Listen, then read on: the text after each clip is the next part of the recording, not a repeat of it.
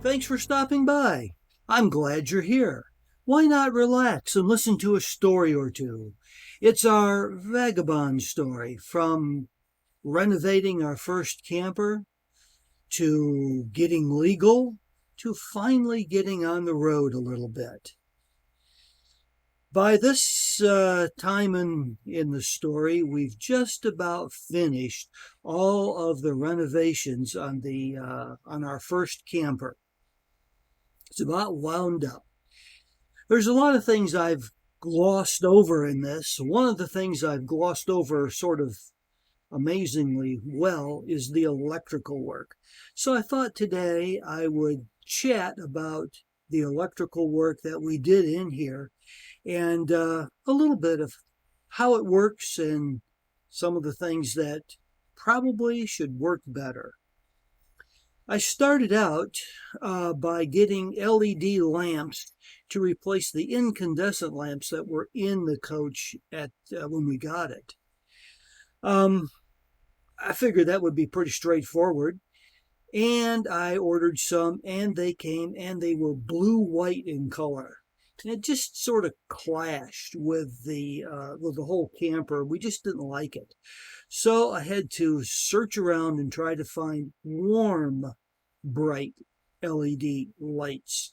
I found some paddles, or about so big around, something like that, of warm sort of color and plenty of luminescence. And we're pretty happy with them. I've put them all around in here. They look like about maybe an old-fashioned 50-watt light bulb, but of course they only take about 4.5 or 3.5 watts, something like that. Really keeps the pull on the battery down a lot. The next thing we wanted to change out was the coach battery. The coach battery was a deep cycle lead acid battery.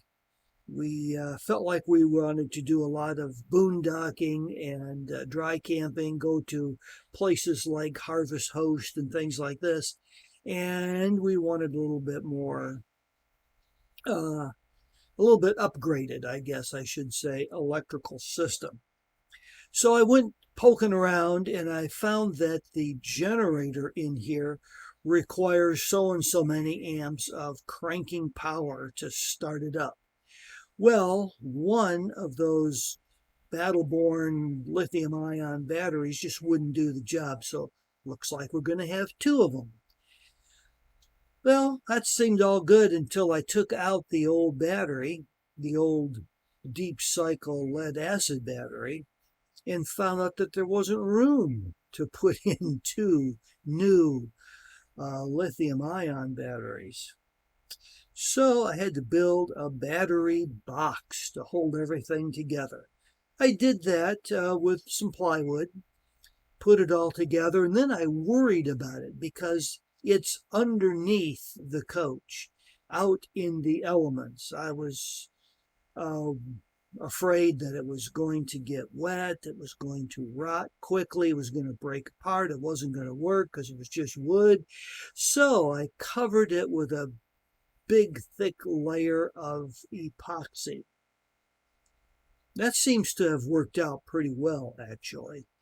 It's been about nearly 3 years now that we've had it, and it looks like it's brand new. It hasn't weathered. It's sturdy as ever, so I'm pretty happy about that. If I ever did this again, though, I would just fiberglass the battery box. It's easy enough to do. Fiberglass is cheap. The resin is cheap. You can put it in quickly. I don't know why I didn't think of it before.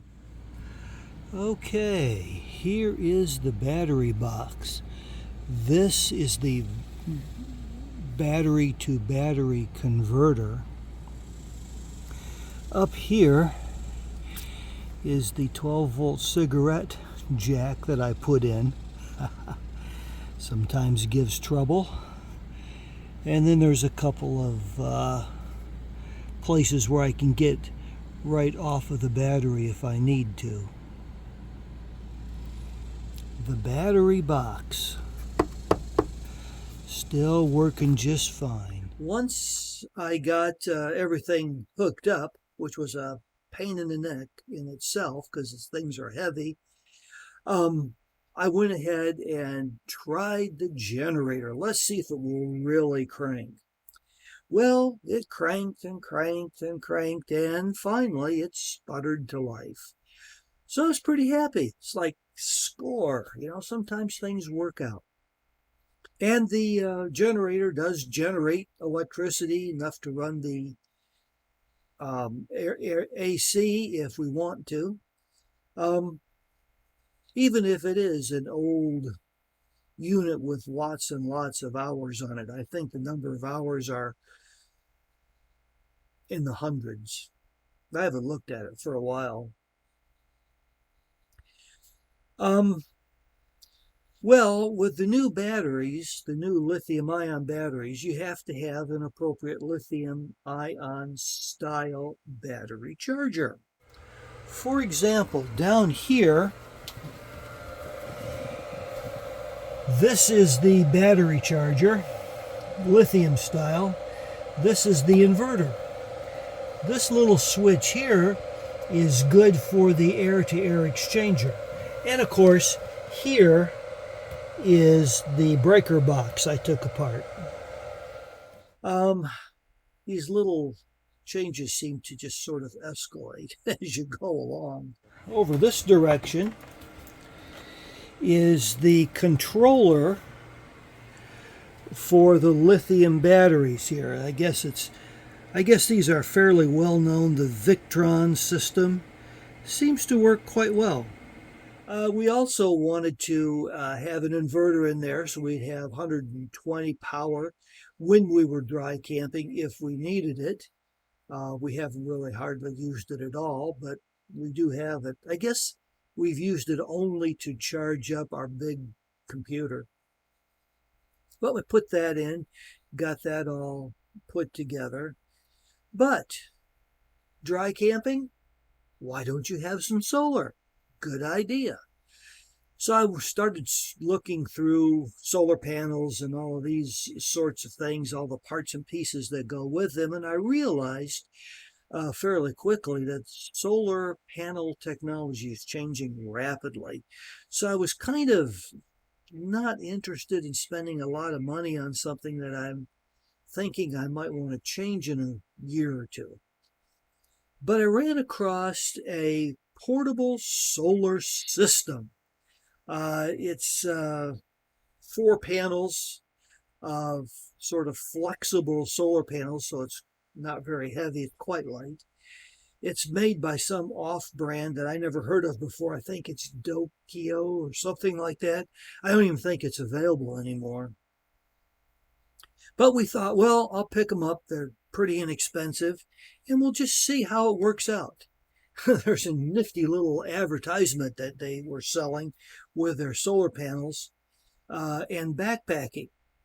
Apparently you could backpack along and carry this giant solar panel thing with you. I might not do that. Not something I might not do. Anyway, they were cheap, and I thought we'd give them a try, see how they work. In the meantime, let solar panel technology change as it does, and maybe someday we'll just go ahead and buy, a nicer, better system. This solar panel kit that we got came with a pulse width modulated PWM, type of a charge controller. It's good enough, for this test. We'll just see how well it works out. And I did find out it actually works out quite well. It kept things all charged up as we've used it. Jumping ahead a couple of years, we were down in southern New Mexico, right by the Mexican line, one winter time. The campground we were at didn't have any utilities, so if you wanted electricity, you had to make it yourself. So I pulled out this cheapy Diokio thing and fired it up, and sure enough, it worked. It charged up the lithium batteries, no problem. Kept us going real well until one day when it started doing strange things. We'd have all kinds of charge, and then we'd have hardly any charge. And then it would be fluctuating back and forth, and there was no reason from looking at the sun for those changes to be taking place. So I dug out the old voltmeter and started going around checking things out. Took me a while, but I found out that the cigarette plug that I was using to put the power in for the lithium batteries has inside of it a little tiny bus fuse, one of those uh, cylindrical with connections on the ends. Now the bus fuse itself hadn't blown. The element inside was just fine. But what had happened was the solder on the that held the fuse elements in place inside this little bus fuse had melted. And so depending on little bumps and so forth, sometimes there would be a good connection, sometimes there wouldn't be a good connection. It was hilarious. I'd never imagined that such a thing would happen. So I suppose I should have put in better connectors, and maybe someday I actually will. What I did do was I dug out a new fuse. I had a couple of extras in the kit, so I put one of those new ones in, hooked it up, and it's been working fine ever since. So, you just got to wonder what was going on. Must have been substandard solder or something. Never heard of such a thing. Anyway, for dry camping, that solar panel system worked swimmingly well, far better than I would ever have expected. Also, there's 120 volt connections around here for when you're hooked up to the mains. So I thought I would change some of those connectors out. They didn't have any USB connections with them, so I changed all of those guys out. So I had some extra USB charging ports available for us. Turns out that we actually use that a lot. I also got some 12 volt USB charger devices. I think they were originally designed for boats. I got, I think, 4 or 5 of them and put them around in the coach, different places. And it turns out that we use those quite a lot too. I was kind of surprised by all of that. And they work just fine. I also put in a couple of cigarette jacks, actually 2 of them, one in front and one in back. It turns out that we have a wireless router that we use to get some internet when we're near a good cell tower. So that uses one of those cigarette jacks I put in. The other one is used for our 12 volt box fan, something that we found really helpful when it's hot.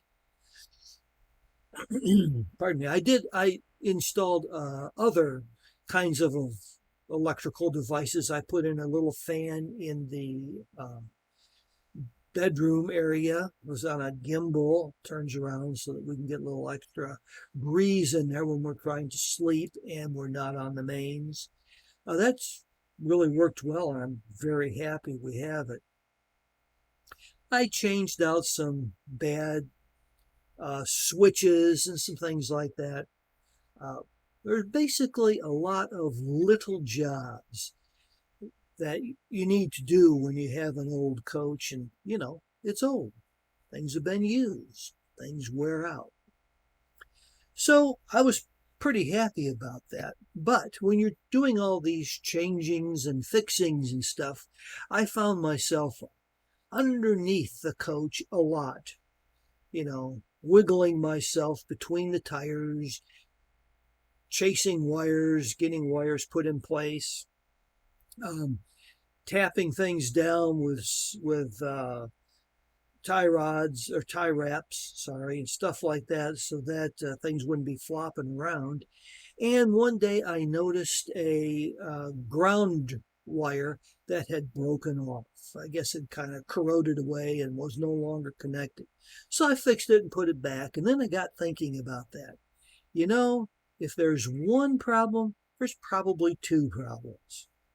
So I spent a couple, 3 days um, spelunking around the coach inside and out, looking for possible problems. One of the things I did was I took apart the breaker box, and sure enough, there were some loose breaker screws in there. So I tightened all of that stuff up, and I felt like I'd done a pretty good job of checking everything out. So I called it good. Shouldn't have done that. Shouldn't have done that at all. There were still problems that I found the hard way later on, but that's a whole nother issue. Anyway, we worked through, got all this electrical stuff put together. We had, starting out, a giant pile of stuff in the apartment that I would take a piece out and put it in, take a piece out and put it in for, I don't know, it took me 3 or 4 weeks to go through all of this. Wendy was pretty gentle with me, the big mess I'd made, but finally it was done. At this point, we figured, the Wheelie House is pretty good shape. We're about ready to take some shakedown cruises and just see how things are working out. So we did, but that's another story.